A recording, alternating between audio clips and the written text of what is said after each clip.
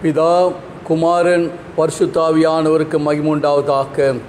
ஆமேன். கிறிஸ்துவுக்குள் அன்பார்ந்தவர்களே, இந்த ஓய்வு நாளில் நான் மறுபடியும் இந்த முகநூல் வழியாக சந்திப்பதில் மகிழ்ச்சி அடைகிறேன். கர்த்தர் உங்களை ஆசீர்வதிப்பாராக.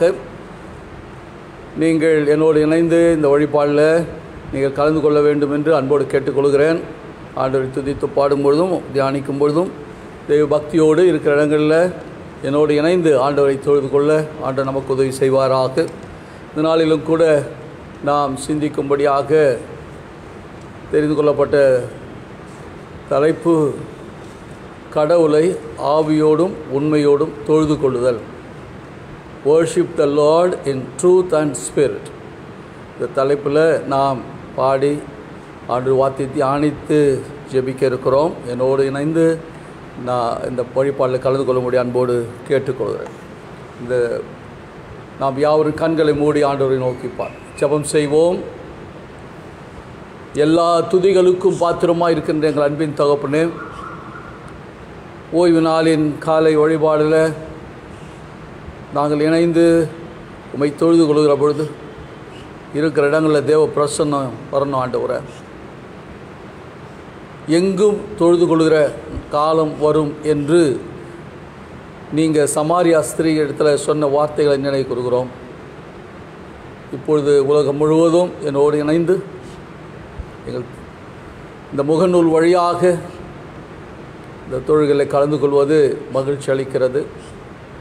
இல்லந்தோறும் குடும்பமாய் அமர்ந்திருந்து இந்த வழிபாடில் தங்கள் விசுவாசத்தை நம்பிக்கை உறுதிப்படுத்தி கொள்ளுகின்ற வாய்ப்பை பெற்றதற்காக உமக்கு ஸ்தோத்திரம். தொடர்ந்து இந்த நேரம் முழுவதையும் கர்த்தர் பொறுப்பெடுத்துக்கொள்ளும். எந்த விதமான இடையூறோ நம்முடைய பிள்ளைகளுக்கு இந்த முகநூல் வழியாக இந்த ஆராதனை கலந்து கொள்வது தடையாயிராதபடி காத்துக்கொள்ளும். இயேசு கிறிஸ்துவின் இணையதான நாமத்தினால் செய்கிற நல்ல பிதாவே, ஆமேன். ஆமேன். நாம் யாவரும் சேர்ந்து கிறிஸ்துவ பாமாலையில் 2வது பாமாலை உம்மை துதிக்கிறோம் யாவுக்கும் வல்ல பிதாவே என்ற பாடலை சேர்ந்து பாடலாம். உம்மை துதிக்கிறோம் யாவுக்கும் வல்ல பிதாவே, உம்மை பணிகிறோம் சுவாமி ராஜாதி ராஜாவே, உமது மகிமைக்காக கர்த்தாவே ஸ்தோத்திரம் சொல்லுகிறோமே.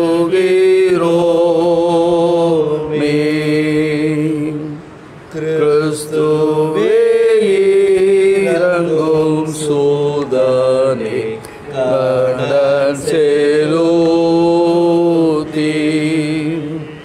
லோகத்தின் பாவத்தை நீக்கிடும் தெய்வாட்டு கோட்டி எங்கள் மாடு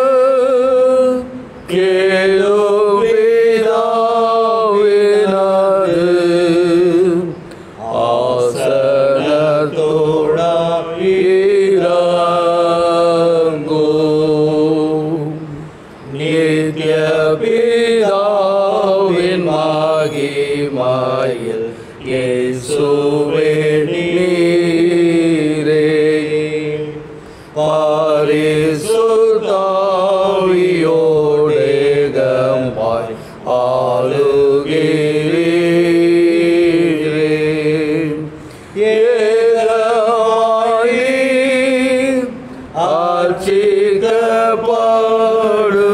அர்ச்சிக்கப்படுகிறீர் உன்னத கர்த்தரே. ஆமென். நாம் கடவுளை தொழுவோம். கடவுள் ஆவியாய் இருக்கிறார். அவரை தொழுது கொள்கிறவர்கள் ஆவியோடும் உண்மையோடும் அவரை தொழுது கொள்ள வேண்டும். நம்முடைய பிதாவாகிய கடவுளாலும் கர்த்தராகிய இயேசு கிறிஸ்துவினாலும் உங்களுக்கு கிருபையும் சமாதானமும் உண்டாவதாக. இது கர்த்தர் உண்டு பண்ணின நாள். இதில் களி கூர்ந்து மகிழ கடவோம். திரியேக கடவுளை போற்றுவோம். எங்கள் தந்தையாம் கடவுளே, உமது வல்லமையாலும் ஞானத்தாலும் எல்லாவற்றையும் படைத்து உமது குமாரன் எங்கள் இரட்சகராக தரும்படி உலகத்தில் அன்பு கூர்ந்தீரே, உம்மை போற்றுகிறோம், உம்மை நாங்கள் போற்றுகிறோம். குமாரனாம் கடவுளே, பாவத்தை தவிர்த்து எல்லாவற்றிலும் எங்களைப் போல் மனிதனாகி எங்கள் பாவங்களுக்காக ஒப்பு கொடுக்கப்பட்டு எங்கள் நீதிக்காக உயிர் தொழும்பிய ஒரே உம்மை போற்றுகிறோம், உம்மை நாங்கள் போற்றுகிறோம். பரிசுத்த ஆவியானவராகிய கடவுளே, எல்லா உண்மைகளுக்குள்ளும் எங்களை வழிநடத்தி கடவுளின் அன்பை எங்கள் நெஞ்சில் பொழிகிறவரே, உம்மை போற்றுகிறோம், உம்மை நாங்கள் போற்றுகிறோம். பிதா, குமாரன், பரிசுத்த ஆவியாகிய கடவுளே, உமக்கே காலத்திலும் எல்லா புகழும் மகிமையும் உண்டாவதாக. ஆமேன். இருக்கிற இடங்களில் நாம் கண்களை மூடி முழங்கால் படிட முடிந்தவர்கள் முழங்கால் படிட்டு தேவ சமூகத்தில் நம்முடைய தவறுகள் மீறுதல்களை அறிக்கை செய்ய ஆண்டவர் நமக்கு உதவி செய்வாராக. உங்களுடைய பாவங்கள் ஆண்டவருடைய முகத்தை மறைக்கிறதா? உங்களுடைய செயல்கள், நடத்தைகள் உங்களுடைய வாழ்வில் ஆண்டவரை மறுதலிக்கின்ற காரியங்கள் இருக்குமானால் ஆண்டவரிடத்தில் சொல்லி பாவ மன்னிப்பு நிச்சயத்தை பெற்றுக்கொள்ள ஆண்டவர் நமக்கு உதவி செய்வாராக.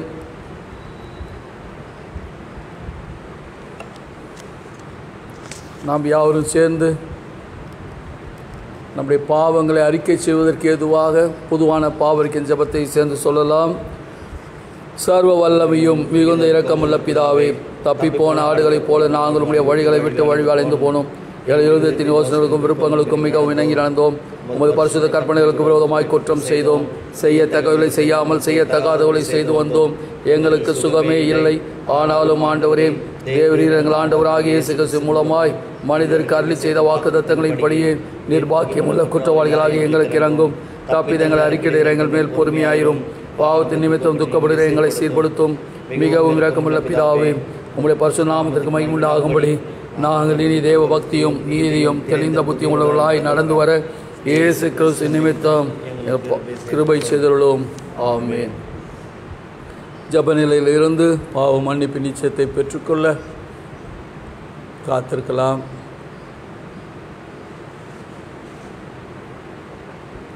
சர்வ வல்லமையும் மிகுந்த இரக்கமுள்ள ஆண்டவர் மன்னிப்பையும் பாவ நிமித்தையும் நமக்கு கட்டளையிட்டருளி வாழ்க்கையை சீர்படுத்துவதற்கான காலத்தையும் தமது பரிசுத்த ஆவியின் கிருபையும் தேற்றுதலையும் உங்கள் ஒவ்வொருவருக்கும் இன்று தந்தருளுவாராக. ஆமேன். திருவசன போதனை. ஆண்டவரை துதியுங்கள், ஆண்டு நாமம் துதிக்கப்படுவதாக. இந்த நாளுக்குரிய வேத பாடங்கள் வாசிக்க கேட்கிறோம்.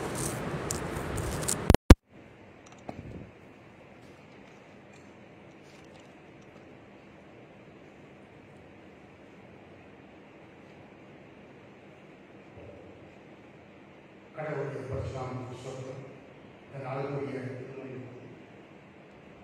ஏசாயா தீர்க்கதரிசனம் 6ஆம் அதிகாரம் வாசகங்கள் 1 முதல் 8 வரை வாசிக்கிறேன்.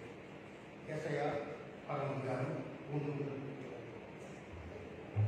உசியா ராஜா மரணம் அடைந்த வருஷத்தில் ஆண்டவர் உயரமும் உன்னதமுமான சிங்காசனத்தின் மேல் வீட்டிற்கு கண்டேன். அவருடைய லட்சருக்கு கப்பலால் தேவாலயம் நிறைவேறுகிறது. சேராபிற்கு அவருக்கு மேலாக இருக்கிறார்கள். அவர்களின் ஒவ்வொருவருக்கும் அவ்வாறு செட்டைகள் இருந்தன.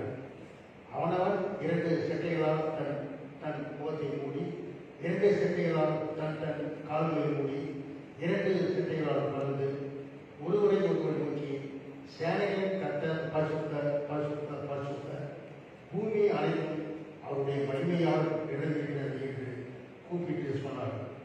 கூப்பிடுவர்களின் சத்தத்தால் வாசல்களின் விலை அசைத்தது. ஆலயம் உப்பையினால் இருந்தது.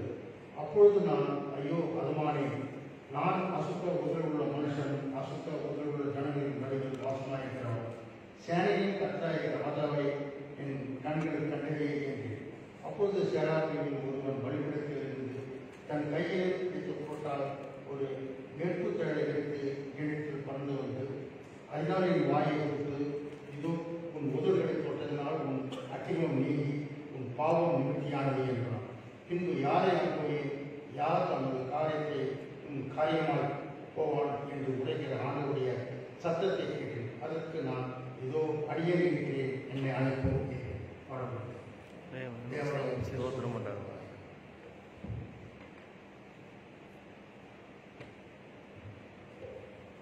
சுவிசேஷ பாடமாக பரிசுத்த யோவான் எழுதிய சுவிசேஷம் 4ஆம் அதிகாரம் 15 முதல் 26 வசனங்களை வாசிக்க கேட்போம்.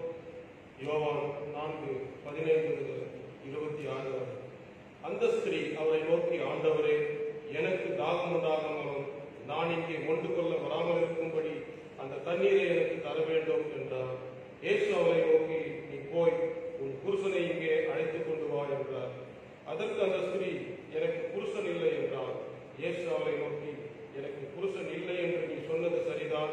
எப்படியெனில் 5 புருஷர் உனக்கு இருந்தார்கள். இப்பொழுது உனக்கு இருக்கிறவன் உனக்கு புருஷன் அல்ல. இதை உள்ளபடி சொன்னாய் என்றார். அப்பொழுது அந்த ஸ்திரீ அவரை நோக்கி, ஆண்டவரே, நீ தீர்க்கதரிசி என்று காண்கிறேன். எங்கள் பிதாக்கள் இந்த மலையிலே தொழுது கொண்டு வந்தார்கள். நீங்கள் எருசலேமில் இருக்கிற ஸ்தலத்திலே தொழுது கொள்ள வேண்டும் என்கிறீர்களே என்றார். அதற்கு இயேசு, ஸ்திரீயே, நான் சொல்லுகிறதை நம்பு. நீங்கள் இந்த மலையிலும் எருசலேமிலும் மாத்திரமல்ல, எங்கும் பிதாவை தொழுது கொள்ளும் காலம் வருகிறது. நீங்கள் அறியாததை தொழுது கொள்ளுகிறீர்கள், நாங்கள் அறிந்திருக்கிறதை தொழுது கொள்ளுகிறோம். ஏனென்றால் ரட்சிப்பு யூதர்கள் வழியாய் வருகிறது. உண்மையாய் தொழுது கொள்கிறவர்கள் பிதாவை ஆவியோடும் உண்மையோடும் தொழுது கொள்ளும் காலம் வரும். அது இப்போதே வந்திருக்கிறது. தம்மை தொழுது கொள்ளுகிறவர்கள் இப்படிப்பட்டவர்களாய் இருக்கும்படி பிதாவானவர் விரும்புகிறார். தேவன் ஆவியாய் இருக்கிறார். அவரை தொழுது கொள்ளுகிறவர்கள் ஆவியோடும் உண்மையோடும் அவரை தொழுது கொள்ள வேண்டும் என்றார். அந்த ஸ்திரீ அவரை நோக்கி, கிறிஸ்து எனப்படுகிற மேசியா வருகிறார் என்று அறிவேன். அவர் வரும்போது எல்லாவற்றையும் நமக்கு அறிவிப்பார் என்றார். அதற்கு இயேசு, உன்னோடே பேசுகிற நானே அவர் என்றார். பாடம் முடிந்தது. கிறிஸ்துவே உமக்கு ஸ்தோத்திரம் உண்டாகும்.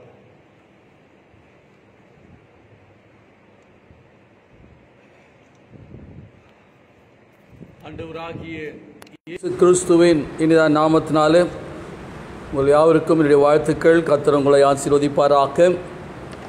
இருக்கிற இடங்களில் நாம் இணைந்து ஆண்டவருடைய வார்த்தைகளை தியானிக்கிற இந்த நேரம் தேவ பக்தியோடு அமர்ந்திருந்து இந்த வார்த்தைகளை கேளுங்கள். ஆண்டவர் உங்களோடு பேசுவார். இந்த நாளுக்குரிய ஆவிக்குரிய ஆகாரத்தை பெற்றுக்கொள்ள, விசுவாசத்தில் நாம் வளர, ஆண்டவரை நெருங்கி ஜீவிக்கதான அனுபவங்களை பெற்றுக்கொள்வதற்கு ஆண்டவர் நமக்கு உதவி செய்வாராக. நாளில் தொழுகை என்ற ஒரு வர்ஷிப், அந்த தலைப்பை தான் நாம் சிந்திக்க இருக்கிறோம். Worship the Lord in truth and spirit. ஆவியோடும் உண்மையோடும் அவரை தொழுது கொள்ள வேண்டும் என்ற ஒரு தலைப்பை இன்று நாளில் நாம் சிந்திக்க இருக்கிறோம். என் கண்பார்ந்தவர்களே, வர்ஷிப் என்று சொல்லி ஒவ்வொருவரும் ஒவ்வொரு வகையில் தொழுது கொள்கிறார்கள். அதிலும் வாலிப பிள்ளைகள் பாடலிலும் இன்ஸ்ட்ருமெண்ட் வாசிப்பதிலும் நடனத்திலும் தங்களுடைய வழிபாடு இப்படி தான் இருக்கணும், தொழுகை இப்படி தான் இருக்கும், ஆண்டவரை இதன் மூலமாக தான் நான் மகிழ்படுத்தி கொள்ளுகிறோம் என்று ஒரு நிலைப்பாடை எடுக்கிற காலத்தில் இருக்கிறோம். அப்படி அவர்களை வழிநடத்துவதற்கான ஊழியர்கள் பெருகிட்டாங்க, போதகர்கள் பெருகிட்டாங்க, சபைகள் அதற்காகவே உருவாக்கப்படுகிறது. கூட்டம் கூட்டமாய் மந்தையாய் மக்கள் மியூசிக்குக்காக, டான்ஸுக்காக, எதற்கு நடனம் ஆடுகிறார்கள் என்று அவர்களுக்கே தெரியாது. அவர்கள் பாடுகிற பாடலுக்கு ஏற்ற இசை இருக்கிறதா என்று அவர்களுக்கும் தெரியாது.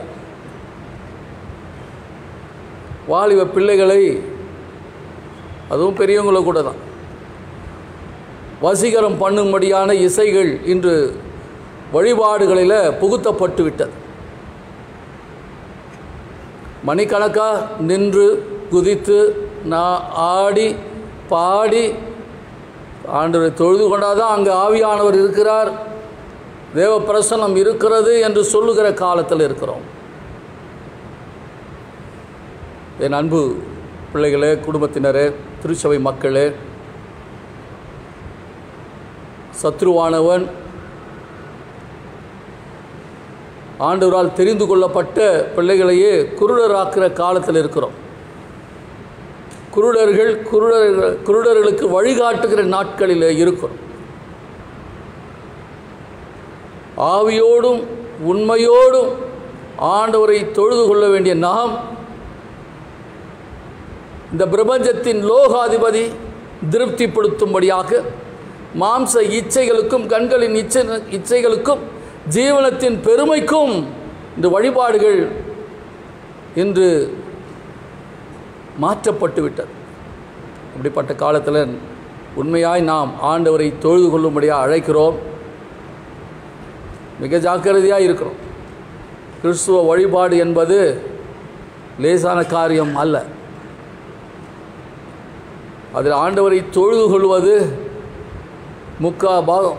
1 மணி நேரம் ஆண்டவரை தொழுது கொள்கிறோம் என்று சொன்னால் அதில் 3/4 மணி நேரம், அரை மணி நேரத்துக்கு மேலாக என்று துதிக்கிறதும் ஆடுகிறதும் பாடுகிறதுமாக மாறிப்போய் பாவ அறிக்கைக்கு 1 நிமிடம், செய்திக்கு எப்போ செய்தி வருதுன்னு போகுதுன்னே தெரியல, அப்புறம் நம்ம ஒப்பு கொடுத்து ஜெபிக்கிறோன்னு சொல்லி ஒரு லைனில் முடிச்சுட்டு போகிற ஆராதனைகள், அதற்கு மக்கள் திரளாக போகிறார்கள்.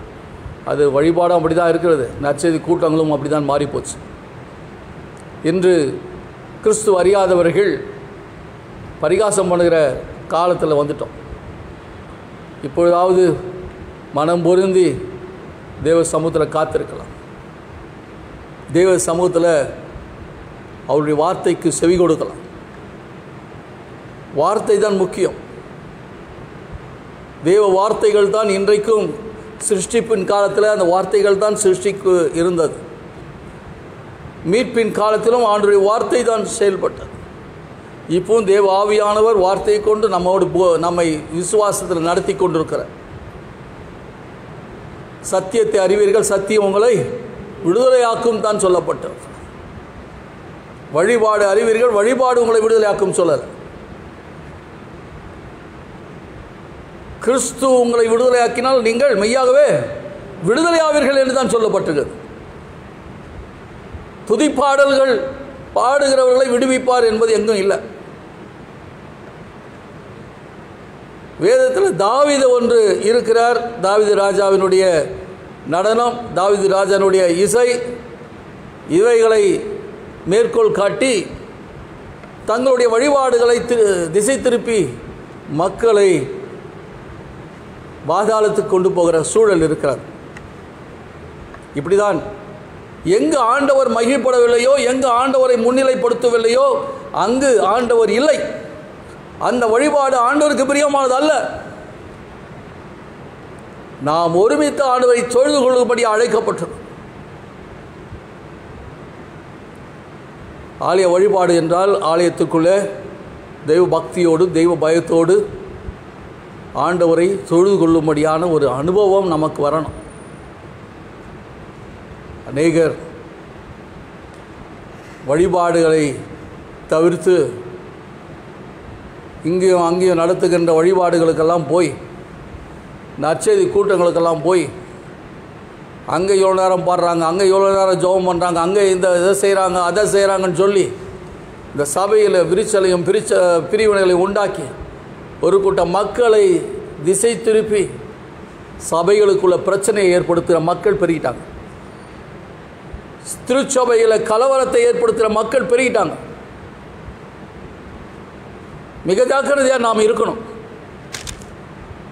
நம்ம அழைத்த ஆண்டவர் உண்மையுள்ளவர், அது மென்மையானவர். மிக ஆண்டவர் தெளிவாக 1 யோவான் 1ஆம் அதிகாரம் 6ஆம் வசனத்தில் நான் தேவனோடு ஐக்கியமாக இருக்கிறேன் என்று சொல்லியும் இருளிலே நடக்கிறவர்களாக இருந்தால் சத்தியத்தின்படி நடவாமல் பொய் சொல்லுகிறவர்களாக இருக்கிறோன்னு எழுதுகிறேன். ஆண்டவரோடு இருக்கிறேன்னு தான் சொல்கிறோம். ஆனால் பேச்சு நடத்த செயல்கள் எல்லாம் ஆண்டவரை முன்னிலைப்படுத்தலை. ஹேர் கட்டிங்கில் முன்னிலைப்படுத்தி கொண்டிருக்கிறோம், உடையில் முன்னிலைப்படுத்தி கொண்டிருக்கிறோம். ஆண்டவருக்கு முக்கியத்துவம் கொடுக்காம கலர் கலர் லைட்டுங்க முக்கியத்துவம் கொடுத்தோம். என்று உட்கார்ந்திருக்க முடியாது, எழுந்து ஆட வேண்டிய ஆடணுன்ற எண்ணங்களையும் சிந்தனைகளையும் தூண்டுகின்ற இசை வந்து விட்டது சபைக்குள்ள. இதுதான் ஆண்டவரை விட்டு சத்துருவை உடைய வார்த்தை கீழ்ப்படுகிற காலத்துக்கு வந்துட்டோம். சத்துருவை பெருமைப்படுத்துகிற காலத்துக்கு வந்துட்டோம். மிக ஜாக்கிரதையாய் நாம் இந்த நாட்களில் ஆண்டவரை அறிய அழைக்கப்படுகிறோம். எபிரேயராக்கியோன்னு எழுதும்போது எபிரேயர் 12ஆம் அதிகாரத்தில் அழகாக சொல்கிறாரு, மேகம் போன்ற இத்தனை திரளான சாட்சிகள் நம்மை சூழ்ந்து இருக்க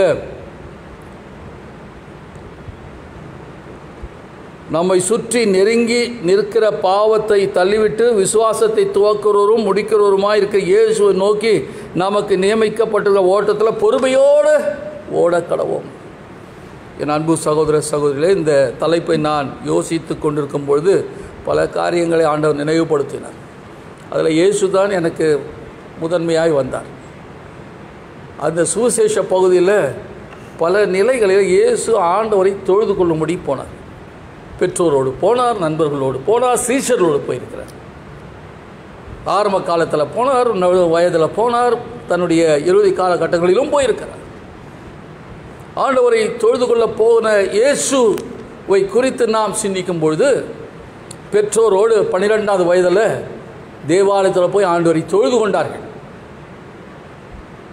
3 நாள் நான் 1 வாரம் பயண தூரம், அவ்வளோ தூரம் பயணப்பட்டு போய் 12 வயதில் போய் தொழுது கொண்டார். அதை யோசிக்கும்பொழுது ஆண்டவரை தொழுது கொள்ள வேண்டும் என்றால் ஆவியோடு உண்மையோடு தொழுது கொள்வது, டேம்பரின் எடுத்துக்கின்னு இன்ஸ்ட்ருமெண்ட்டுங்கெல்லாம் தூக்கின்னு நாம் குதிச்சு ஆடின்னு வர்றதில்லை, மனைவி பிள்ளைகளோடு வர்றது, குடும்பமாய் ஆண்டவரை தொழுது கொள்வது. ஆண்டவரை தொழுது கொள்ள வேண்டும் என்றால் நாம் குடும்பமாய் ஆண்டவரை தொழுது கொள்வோம். யோசேப்பும் மரியாளும் 12 வயது இயேசு பாலகனை அவர்கள் நீண்ட தூரம் பயணம் நடந்து போனோம். அவைகள் சிரமங்கள் இருக்கதான் செய்கிறது. அவர்கள் குறைவுள்ளவர்கள், சிறுமைப்படுத்தப்பட்டவர்கள். ஆனாலும் தேவாலயத்துக்கு போகணும்னு என்ன, தேவாலயத்தில் போனால் ஆண்டவரை தொழுது கொள்கிற மகிழ்ச்சி இருக்கிறது. ஆண்டவருக்கு பலி செலுத்தினோம், காணிக்கை செலுத்தினோம் என்ற உணர்வுகள் இருக்கிறது. திரும்பி மனரம்யமாய் குடும்பமாய் அவர்கள் ஒருவர் விசாரித்து ஒருவரோடு ஒருவர் அந்யோன்யமாய் கலந்து 3 நாள் பயணம் போயிட்டாங்களாம். அவங்க எவ்வளோ மகிழ்ச்சி இருந்தால் பெற்றோர், சகோதர சகோதரிகள், உறவுகள், நண்பர்கள், விசுவாசிகள், இந்த ஐக்கிய அந்த உறவுகளை பார்க்க. என் பிள்ளைங்க அங்கே மாமா கூட இருப்பாங்க, அத்தையோடு இருப்பாங்க, அங்கே எல்லாம் சேர்ந்து வருவாங்க. எவ்வளோ நம்பிக்கைப்பார். அப்படியானால் தொழுது கொள்ளுகிற இடம் குடும்பமாய் தொழுது கொள்ளணும். தொழுது கொண்ட பிறகு அந்த ஐக்கியம், அந்த உறவை புதுப்பித்து ஒருவரை ஒருவர் சார்ந்து வாழ்கிற ஒரு அனுபவம். அதன் பிறகு 3 நாள் பிறகு பிள்ளை சாப்பிட்டானா இல்லையான்னு பார்த்தா இல்லை, யார்கிட்ட மாமா பார்த்தாங்க, அத்தையை பார்த்தாங்க, அவங்கள பார்த்தாங்க, இவங்கள பார்த்தாங்க, யார்கிட்ட திரும்பி தேவாலயத்துக்கு வந்துட்டாங்க. வந்தால் இயேசு அங்கே இருக்கிற வேத பாரகரோ ஆசாரியர்களோ விவாதித்து கொண்டிருக்கிறதை பார்த்தார். அப்போ ஆண்டவருடைய ஆலயத்துக்கு தன் பிள்ளைகளை கொண்டு வருகிறார்கள். கொண்டு வந்த பிள்ளை நியாயப்பிரமாணத்தை குறித்து பேசுகிறது, கற்பனைகளை குறித்து பேசுகிறது. அதெல்லாம் தேவகுமாரன் அப்படி தான் பேசுவார் என்பது அல்ல. அவர் மனுஷகுமாரன். பெற்றோர்கள் அவர்களுக்கு நியாயப்பிரமாணத்தை போதித்திருக்கிறார்கள், கற்பனைகளை கடைபிடித்திருக்கிறார். அதனால தான் 8வது நாள் அவனை ஆலயத்துக்கு போய் அவர்களுக்கு 2 புறா குஞ்சுகளை தங்கள் வசதிக்கு ஏற்றபடி எடுத்துன்னு போய் பலி செலுத்தி அவனை ஆண்டவரிடத்தில் பிரதிஷ்டை பண்ணினவர்கள். பெற்றோர், பிள்ளைகள், குடும்பமாய் ஆண்டவரை தொழுது கொள்கிற காரியங்களை பார்க்கிறோம். எல்லாருக்கும் சத்தியம் தெரிகிறது, அதுதான் முக்கியம். இப்போ எல்லாரும் நியாயப்பிரமாணத்தையும் கட்டளையும் கை கொள்கிறார்கள். இன்றைக்கு வீட்டிற்கு பல வேத புத்தகங்கள் வைத்திருக்கிறோம், பல மொழிபெயர்ப்புகளை வைத்திருக்கிறோம். படிக்க நேரம் இருக்குதா? இல்லை, அது குறித்து வேதத்தை படித்தது பிள்ளைங்களுக்கோ மனைவிக்கோ பெற்றோருக்கோ சொல்லுவதற்கு நீங்கள் நேரத்தை எடுத்துக்கிறீங்களா? இதெல்லாம் கொஞ்சம் கொஞ்சமாக கற்றுக்கொள்ள வேண்டும். அதனால தான் இந்த தலைப்பை நாம் சிந்திக்க நமக்கு கொடுக்கப்பட்டது. நாம் கற்றுக்கொள்வோம். இன்றைக்காவது வேதத்தை வாசிக்கலாம். அந்த வார்த்தைகளை குறித்து எனக்கு இப்படி யோசிக்கிறேன், இப்படி எனக்கு தெரிகிறது, நீங்கள் என்ன நினைக்கிறீங்கன்னு கேளுங்க. நீங்கள் உங்கள் பெற்றோரை கேளுங்க, அப்பாவை கேளுங்க, அம்மாவை கேளுங்க, உன் மனைவியை கேளு, உன் கணவனை கேள், உன் சகோதரன் கேள், உன் அப்பா அம்மா கிட்ட கேளு. அதை குறித்து பேசி புரிதல் வரணும். ஒரு புதிய புரிதல் நாம் பெற்றுக்கொள்ள வேண்டும். கிறிஸ்துவ அல்லாதவர்கள் அவர்களுக்கு வேதம் இருக்கிறதா, வழிமுறைகள் இருக்கிறதா, எதிராக அதற்கு முன் உதாரணங்கள் இருக்கிறதா என்றெல்லாம் தெரியாது. ஆனால் அவர்களுடைய செயல்பாடுகளை பார்க்கிற பொழுது எவ்வளவு உற்சாகமாய் அவர்கள் தங்கள் பிள்ளைகளுக்கு சொல்லிக் கொடுக்குறாங்க, பிள்ளைகளுக்கு சொல்லித் தருகிறார்கள். உடையை உடுத்துறது எப்படின்றான், ஆலயத்துக்கு போனால் எப்படி போகணுன்றான், எதை கொண்டு போக வேண்டும் என்றான். இவளெல்லாம் சொல்லித்தர வேண்டியது ஆண்டவரை தொழுது கொள்ள போகிற பொழுது. ஆண்டவர் இதை நினைக்கும் போது ஆதியாகமம் 22ஆம் அதிகாரத்தில் ஆண்டவராகிய தேவன் ஆபிரகாம் அழைப்பித்து, உனக்கு கொடுத்த ஒரே மகன், அவனை மோரியா மலையில் நான் காட்டுற இடத்துல கொண்டு வா, எனக்கு பலி செலுத்துன்ட்டார். அப்புறம் அதிகாலை வேளையில் 2 வேலைக்காரனை கூப்பிட்டாரு. கழுதை மேலே பொதியை வைத்தார் விறகுல. பையனை கூப்பிட்டுக்கின்னு அவர் பாட்டு நடக்க ஆரம்பிச்சிட்டார். மலை அடிவாரம் வந்தது. வேலையாட்களையும் கழுதையும் நிறுத்திட்டார். அந்த விறகுலாம் எடுத்து பிள்ளையாண்டன் மேலே வச்சு இதில் எடுத்துக்கப்பா போகலாம் அப்படின்னாரு. பிள்ளையாண்டனும் அந்த விறகுகள்லாம் சுமக்கிறார். அந்த வயது வாலிப வயது இருக்கும், ஒரு 12, 13. ஏன்னா 2 கழுதைகள் சுமந்து கொண்டு வந்த விறகு நெருப்பு இவைகளை அந்த பிள்ளையானம் சுமக்கிறான் என்றால் அவனுக்கு இருக்கிற வயது, அவனுடைய பலன், அதை பார்க்கும்போது வயதுக்கு கொஞ்சம் வயது கூடின வயது உடையவனாக தான் இருக்கணும். ஆனால் பெற்றோர் கீழ்ப்படிந்து அப்பா கூப்பிட்டாருன்னு வந்துட்டான். அதிகாலையில் வேறு எழுந்துட்டான். இன்றைக்கி அதிகாலை என்றால் பிள்ளைகளுக்கே தெரியல. இப்போ முக்கியமான வேலை இருந்தால் கூட நம்ம பிள்ளைகளை சூட முடியல. அதிகாலை அப்படின்னா என்ன அப்படின்னு கேட்குறோம் இன்றைக்கு. அதனால் அன்று அதிகாலையில் தன் பிள்ளை எழுந்து அப்பாவோட ரெடியாகி அவன் போகிறான். போகிற வழியில் அதான் முக்கியம். மலையில் ஏறுகிற பொழுது அப்பா கையை பார்க்குறா. ஒரு கையில் கத்திக்குது, ஒரு கையில் நெருப்பு இருக்கிறது. முக்கியமானது ஒன்று இல்லை அப்படின்னா எத்தனை முறை இப்படி பலி செலுத்துவதற்கு பெற்றோரோடு போயிருப்பான். அவன் உறுதியாக கேட்குறான். அழகான வசனங்கள் இருக்கிறது. அது அப்பா ஏதோ ஆண்டவரை தொழுது கொள்ள போகிறோன்றது வெதற்கு நான் சுமக்கிறேன், உங்கள் கையில் இந்த நெருப்பும் கத்தியும் இருக்குது, பலி செலுத்துவதற்கு ஆடு எங்கே? எவ்வளோ சார் இன்றைக்கி நம்ம பிள்ளைங்க கேட்குதா? கோயிலுக்கு ரெடி ஆகும்போது அப்போ தான் ஷர்ட்டு சரியில்லை, புடவை சரியில்லை, சட்டை சரியில்லை, அதுக்கு செருப்பு சரியில்லை, இது சரியில்லை, அது சரியில்லை, எல்லாம் அப்படியே ரெடி ஆகிட்டு வந்தால் கூட எங்கப்பா பைபிள்னு கேட்குறதுக்கு பசங்க இல்லை. எங்கள் பாட்டு புக்கு எடுத்துன்னு போனீங்களா? இல்லை. எங்கப்பா எனக்கு ஆலயத்துக்கு போகிறோம், காணிக்கை எடுக்கணும், காணிக்கை கொடுங்க அப்படின்னு சொல்கிற பிள்ளைங்க பழகலையே. பழகுங்க. ஆலயத்துக்கு வரணுன்னா வேத புத்தகங்கள், பாட்டு புத்தகங்கள், காணிக்கையோடு ஆண்டவருக்கு வரணுன்ற உணர்வுகள், அதுதான் ஆண்டவரை தொழுது கொள்கிற வழக்கம். அதை நம் பிள்ளைகளுக்கு கற்றுக் கொடுக்கணும். வாலிப வயது திடீரென்று அவர் சொந்த ஊருக்கு வந்துட்டாருன்னு லூக்கா சுவிசேஷம் 4ஆம் அதிகாரம் 16, 15, 16, 17 வசனங்கள், 16ஆம் வசனம் இப்படி சொல்லுது. அந்த சொந்த ஊருக்கே இயேசு வந்துட்டார் திடீர்னு. அது ஓய்வு நாளாக இருந்ததுன்னா ஆலயத்துக்கு போயிட்டார். அங்கே போனவுடனே வேதம் வாசிக்கும்படி நியாயப்பிரமாண புஸ்தகம் வாசிக்கிறதுக்காக அவர் எடுத்து வாசித்தார் அப்படின்னு போட்டு சொந்த ஊருக்கு திடீர்னு போனார். நம்ம பிள்ளைங்க ஹாஸ்டலேருந்து வந்துட்டா தூங்கட்டும் இன்றைக்கி தான் ஞாயிற்றுக்கிழமை வந்துக்குது, தூங்க வச்சுன்னு பார்க்குறோம். இவர் எங்கேருந்தோ வந்தார், வாலிபன் ஆகிய இயேசு வந்த உடனே அது ஓய்வு நாள், ஆலயத்துக்கு போகணும் அந்த உணர்வு எப்போ வரும்? நமக்கு 2000 வருடங்களுக்கு முன்பு இயேசு நமக்கு முன்மாதிரியாக இருந்து போனார். ஆண்டவரை தொழுது கொள்ள வேண்டும். ஆண்டவருடைய ஆலயத்துக்கு வந்துட்டா நான் எங்கே உட்காந்துக்கிறேன், என் மனைவி எங்கே உட்காந்துக்கிறாள், என் பிள்ளைங்க எங்கே உட்காந்துக்கிறாங்கன்னு தெரியல. அவர்கள் ஓய்வு நாள் பாடசாலைக்கு போயிருக்காங்களா, யூத் ஃபெலோஷிப்புக்கு போயிருக்காங்களா, மென்ஸ் ஃபெலோஷிப்பில் எங்கள் கணவர் இருக்கிறாரா, எங்கள் அப்பா இருக்கிறாரா, விமென்ஸ் ஃபெலோஷிப்பில் எங்கள் அம்மா இருக்கிறாங்களா, எங்கள் அக்கா இருக்கிறாங்களா பார்க்குறதுக்கு நேரம் இல்லை. அதை குறித்தான சிந்தனையே இல்லை. ஏதோ கோயிலுக்கு வந்தோமா, காணிக்க போட்டோமா, 3வது பாட்டு 2வது பாட்டு அது ஜோப ஆசீர்வாதத்துக்கு முன்னாடி வந்து போனோமான்ற இதுதான் நமக்கு குறிக்கோளாக இருக்குதே தவிர முழுமையான ஒரு வழிபாடு தொழுது கொள்வது நமக்கு இந்த காலகட்டத்தில் இல்லை. மிக வேகமாக அதை தான் மக்கள் மடிந்து கொண்டே இருக்கிறார். எப்போ பிறந்தாங்க, எப்போ வளர்ந்தாங்க, எப்போ திருமணம் ஆச்சு, எப்போ பிள்ளைகளை பெற்றாங்க, எப்போ கல்யாணம் பண்ணாங்க, எப்போ இருந்தாங்கன்னே தெரியல. வீட்டில் ஆள் இல்லை, அவர் போய் 2 வருஷம் ஆச்சுங்கன்றாங்க. இதுதான் நம்முடைய மிக வேகமாய் ஓடுகிற வாழ்நாள். ஆண்டை விட்டு விலகினா வாழ்நாள் அளவு குறையன்று. இயேசு அன்று தேவாலயத்துக்கு போய் வேத பாடத்தை எடுத்து பார்த்தார். அது ஏசியா புஸ்தகம். அந்த புஸ்தகத்தை வாசித்த பொழுது எல்லாரும் சொல்கிறாங்களாம், இது அவன் வாசிக்கிறானே அவனுக்காகவே எழுதப்பட்டது போல இருக்குதே அப்படின்னு சொல்கிற அளவுக்கு பெரியவங்களுக்கு அவ்வளவாய் அவர் சாட்சியுள்ள ஒரு வாழ்வு சமூகத்தில் இருந்தது, தேவாலயத்தில் இருந்துச்சு. வெளியும் விசுவாசியாக இருக்கிற ஆலயத்துக்குள்ளே போவோம் விசுவாசியாக இருக்கலாம். அதனால தான் அவங்க சொன்னாங்க, இவன் பேச்சு நடத்தை செயல்படுகிற மாதிரியே இவன் வாசிக்கிற வேத பகுதி இவனுக்காகவே எழுதப்பட்டுக்குது போலுக்குது அப்படின்னு சொல்கிற மாதிரி. நம்முடைய வாழ்வு எப்படி இருக்கிறது? ஆலயத்துக்குள்ள உள்ளே எப்படி இருக்கிறோம், ஆலயத்துக்கு வெளியே எப்படி இருக்கிறோம், வீட்டில் எப்படி இருக்கிறோம், சமூகத்தில் எப்படி இருக்கிறோம் யோசிப்போம். இதெல்லாம் மாற்றிக்கணும், கொஞ்சம் கொஞ்சமாக சீர்படுத்திக்கலாம். இன்னும் நேரம் இருக்குது, ஆண்டவருடைய வருகை சமயமாக தான் இருக்குது. இப்போயாவது மனம் திரும்பி நாம் ஆண்டவருக்கு பிரியமான காரியங்களை செய்து ஆண்டவரை உண்மையாய் ஆவியோடு உண்மையோடு தொழுது கொள்ள நாம் அழைக்கப்படுகிறோம். ஆண்டவர் ஆலயத்துக்கு போனார். ஒரு முறை போன உடனே பிரசங்கம் பண்ணிட்டார். அவர் போதித்து கொண்டே இருக்கிறார். அது லூக்கா 13 வாசிக்கிறோம். அவர் போதகம் பண்ணி கொண்டே இருக்கும்போது அவர் கண் பார்வையில் ஒரு அம்மா தெரியுது. அது எப்படியே எட்டி பார்க்குது. அது சிரமப்பட்டு தலை நிமிர்ந்து சிரமப்பட்டு தன்னை பார்க்குறாங்கன்றது மட்டும் அங்கே போதனை செய்து கொண்ட இயேசுக்கு தெரியுது. அதனால் என்ன பண்ணார், இயேசு போதனை நடுவில் நிறுத்தி அந்த அம்மாவை அழைச்சா. அந்த அம்மா எங்கேயோ உட்காந்துக்குது. அந்த வசதிக்கு ஏற்றபடி அது எவ்வளோ வேணும் நிமிரக்கூடாது கூனி. அதனால் கிட்ட உட்காந்து தெரியாது, தூரமாக உட்காந்து கொஞ்சம் தலையை நிமித்தினா தான் முன்னாடிக்கிறது தெரியும். அதனால் எங்கேயோ ஒரு ஓரத்தில் உட்காந்துட்டு பார்த்துருக்குது.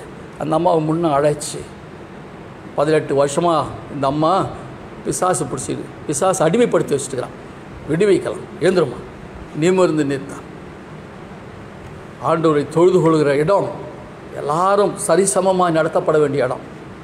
அங்கு ஜாதிக்கோ மதத்திற்கோ பணத்திற்கோ படிப்புக்கோ பதவிக்கோ இங்கே இடமில்லை. தேவாலயத்துக்குள்ளே வந்துட்டால் எல்லாரும் ஆண்டவருடைய பிள்ளைகள், சகோதர சகோதரிகள், நாம் ஆண்டவருடைய விசுவாசிகள். அந்த உணர்வு, அந்த எண்ணம் வரணும் ஆலயத்தில் தொழுது கொள்கிறதுக்கு. இன்றைக்கு இந்த ஜாதிக்கு ஒரு ஆலயம், அந்த ஜாதிக்கு ஒரு ஆலயம், இந்த ஜாதியாருக்கு ஒரு கல்லறை, இந்த ஜாதியாருக்கு ஒரு கல்லறை, இந்த ஜாதியாருக்கு ஒரு வரிசை சேர் பெஞ்சுங்க, இந்த வரிசையாருக்கு இந்த மாதிரி பெஞ்சுங்க. இதெல்லாம் மாற்றி அமைக்கப்படும். முன்ன பழைய காலத்து ஆலயங்கள் எல்லாம் சிலுவை உடையதில் இருந்ததுன்னு நான் பெருமைப்பட்ட ஒரு காலத்தில். அதன் பிறகு தான் தெரிய வந்தது, நேர எதிரில் இருக்கிற வரிசையில் இருக்கிறவங்களாம் உயர் ஜாதியினர், இந்த பக்கத்தில் இருக்கிறவங்களாம் கீழ் ஜாதியினர். முன்ன வெளியே இருந்தாங்க, இப்போ உள்ளே வச்சுட்டாங்க. ஜன்னலிருந்து பார்த்துக்கணும். அப்புறம் ஜன்னலில் இப்படி ஒரு பெரிய சிலுவையில் 2 வடக்கு இரு பகுதிக்கு இந்த கீழ் ஜாதி மக்களை உட்கார வைப்பாங்க. நேராக பார்க்குறவங்க தான் உயர் ஜாதியினர், இப்படி பார்க்குறவங்களாம் கீழ் ஜாதியினர், இப்படி வச்சுருந்தாங்க. எல்லாருக்கும் ஒரு மாதிரி. இதெல்லாம் மாறி தான் ஒரு காலகட்டத்தில் மிஷினரிமார்கள் நமக்கு ஒரு தெளிவுபடுத்தி ஒரே நேராக ஒரு ஹாலை வச்சு இப்போ கட்டிட்டோம். இப்போ திருப்பியும் பழைய மாதிரி கட்டணும்னு மக்கள் மாறிக்கொண்டிருக்கிறார். இது எல்லாரும் சமம் என்று காட்டுகிற மாதிரி ஒரு பெரிய ஒரு ஹால் மாதிரி நம்ம கட்டியிருக்கிறோம், கட்டி கொண்டு வருகிறோம். இதில் எல்லாரும் சமம். உள்ளே வந்து எல்லாரும் எங்கனால உட்கார்ந்து ஆண்டவரை தொழுது கொள்ளலாம். அந்த தொழுது கொள்ள வேண்டும் என்ற உணர்வுகளை இயேசு அன்று ஏற்படுத்தினார். அவர் சிலுவையில் அறையப்படுவதற்கு முன்பாக திடீர்னு தேவாலயத்துக்கு போக ஆரம்பித்தார். அங்கே போனால் அப்போ தான் ஒரு உறுதிப்பாடு வருகிறது.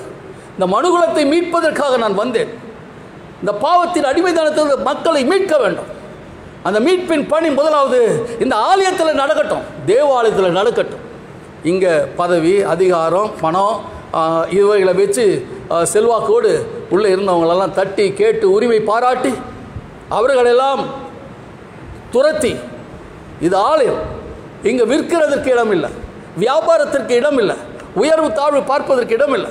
உங்களுக்கு சாதகமாக இருக்கிற ஆசாரியர்கள், உங்களுக்கு சாதகமாக இருக்கிற வேதப்பாரர்கள், உங்களுக்கு சாதகமாக இருக்கிற மூப்பர்கள் தேவையில்லை என்று சொல்லி எல்லா மக்கள், கிராமத்து மக்கள், ஒதுக்கப்பட்ட புறக்கணிக்கப்பட்ட வாழ்விழந்த மக்கள் எல்லாம் அழைச்சி தேவாலயத்தில் கொண்டு வந்து அவர்களுக்கு ஒரு வாய்ப்பை ஏற்படுத்தி கொடுத்தார்.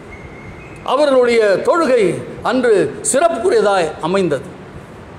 இதுதான் ஆண்டவரை ஆவியோடு உண்மையோடும் தொழுது கொள்கிற ஒரு அனுபவமாக இருக்கும். இதை ஆண்டவர் எனக்கு தெளிவுபடுத்தினார். அதனால் உங்களோடு பகிர்ந்து கொண்டேன். இன்று வாசிக்கப்பட்ட வேத பகுதியில் 2-3 காரியங்களை சொல்லி இந்த செய்தியை முடிக்க விரும்புகிறேன். ஏசியா தீர்க்கதரிசியின் புஸ்தகத்தில் 6ஆம் அதிகாரம் முதல் 8 வசனங்களை வாசிக்கும்பொழுது தேவாலயத்துக்குள்ளே ஆண்டவர் இருக்கிறார். அவர் எப்படிப்பட்டவர்? அது முதல் வசனம் சொல்வது, உயரமும் உன்னதமான சிங்காசனத்தின் மேல் வீற்றிருக்க கண்டேன். தேவாலயத்தில் ஆண்டவர் உயரவும் உன்னதமான சிங்காசனத்தில் ஆண்டவர் இருக்கிறார் என்பதை உணர்கிறேன். அந்த ஒரு பரலோகத்துக்குரிய ஒரு காட்சி ஏசியா கண்டதாக இது தெளிவுபடுத்துகிறது. ஒரு தரிசனம். அங்கு உயர்ந்த ஒரு சிங்காசனத்தின் மேலே இயேசு ஆண்டவராகிய தேவன் அமர்ந்திருக்கிறார். அங்கு சேராபீன்கள் அவைகள் ஆண்டவரை துதித்துக் கொண்டிருக்கிறார்கள். சேராபீன்களை குறித்து தான ஒரு செய்தி அந்த 2ஆம் வசனம் சொல்லுது. சேராபீன்கள் அப்படின்னா நாம் நினைக்கிறோம் ஏஞ்சல்லாம் 2 ரக்க வச்சு நிற்பாங்க. அதில் ஏஞ்சலில் பல ரகங்கள் இருக்கிறார்கள். அதில் இது ஒரு சேராபீன்களுக்கு 6 சட்டைகள், சிறகு. அவைகள் 6 சிறகுகளை வைத்து அடைத்து கொண்டு அவைகள் ஆண்டவருடைய சிங்காசனத்துக்கு முன்பாக ஆண்டவரை துதித்து கொண்டிருக்கிறார்கள். பரிசுத்தர், பரிசுத்தர், பரிசுத்தர். அவரை உயர்த்தி கொண்டு மேன்மைப்படுத்தி கொண்டிருக்கிற இந்த சேராபீன்கள் குறித்து அங்கு சொல்லப்பட்டிருக்கிறது 6 சிறகுகள். இந்த 6ல் முதல் 2 சிறகுகள் தங்கள் முகத்தை மூடின்னு இருக்குதான்.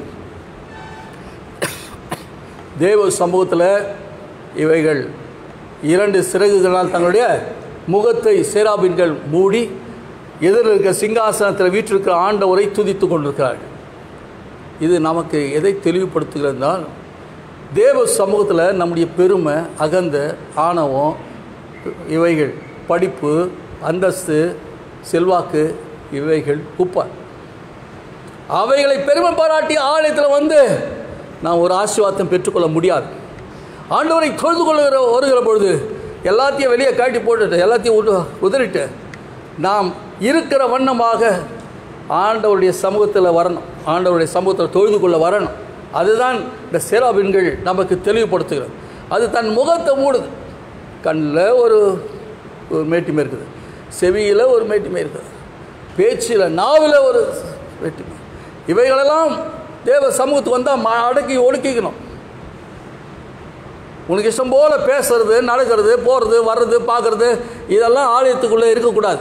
ஆண்டவரை தொழுது கொள்கிற இடத்துல அது ஆண்டவர் அருவருக்கிற இடம், அருவருப்பார். ஆகவே ஆண்டவர் வாசம் பண்ணுகிற தேவாலயத்துக்குள்ளே வந்தால் உன் பார்வை சரியாக இருக்கணும், உன் செவிகள் சரியாக இருக்கணும்.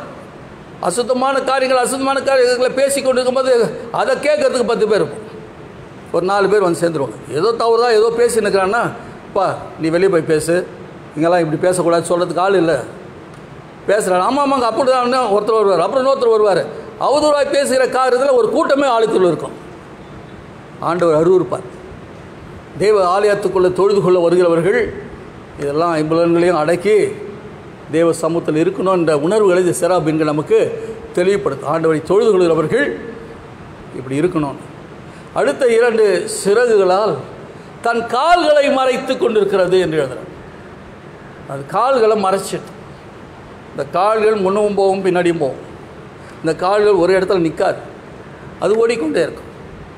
அந்த கால்கள் நம்முடைய ஆலயத்துக்குள்ளே வந்துட்டால் நாம் அமெரிக்காவில் இருக்கிறத மாதிரி நம்ம யோசனை உட்காந்துக்கிறோம். 2 நாள் முன்னாடி பார்த்த காரியங்களெல்லாம் நம்ம மனசில் ஓடின்னு இருக்குது. இங்கே பாட்டு தான் பாண்டுக்கிறோம், பிரசங்கம் பண்ணியிருக்கிறோம். அங்கே உட்காந்துக்கின்னு அங்கே வீட்டில் அடுப்பு ஸ்டவ் பற்ற வச்சோமா, அதை ஆஃப் பண்ணோமா, அது மேலே பால் வச்சோமா, மூடணுமா, மூடலையா, அந்த கொழுகு தூக்கிற குழம்பு தூக்கி வச்சோமா பக்கத்தில், அது என்ன ஆச்சுன்னு தெரியலையே, இந்த எண்ணெல்லாம் ஓடிங்க. முந்தின நாள் வந்தால் போனானே எங்கள் அந்த எப்படி பேசிட்டு போனார், அந்த பொம்பளை என்ன இப்போ சொல்லிட்டு போச்சு, இது ஓடினுது. இதெல்லாம் அடக்கணும், ஓடணும். இந்த கால்கள் இங்கே அங்கே ஓடாதபடிக்கு, இந்த எண்ணங்கள் சிந்தனைகள்லாம் ஓடாதபடிக்கு இந்த கால்கள் மறைக்கிறது. அது அடுத்த காலத்துக்கு கொண்டு போயிடும், இல்லை கடந்த காலத்துக்கு கொண்டு போயிடும். நாம் தேவாலயத்தில் உட்கார்ந்து கொண்டு கடந்த காலத்தையும் வருங்காலத்தையும் யோசித்து கொண்டு உட்காந்துக்கிறோம். அது நிகழ்காலத்தில் நின்று ஆண்டவரை தொழுது கொள்ள வேண்டும் என்ற உணர்வுகளை நமக்கு இந்த 2 கால்களை அடக்கி மறைத்து தேவ சமூகத்தில் சேராபீன்கள் இருக்கிறது நமக்கு இதை நினைவுபடுத்துகிறார்.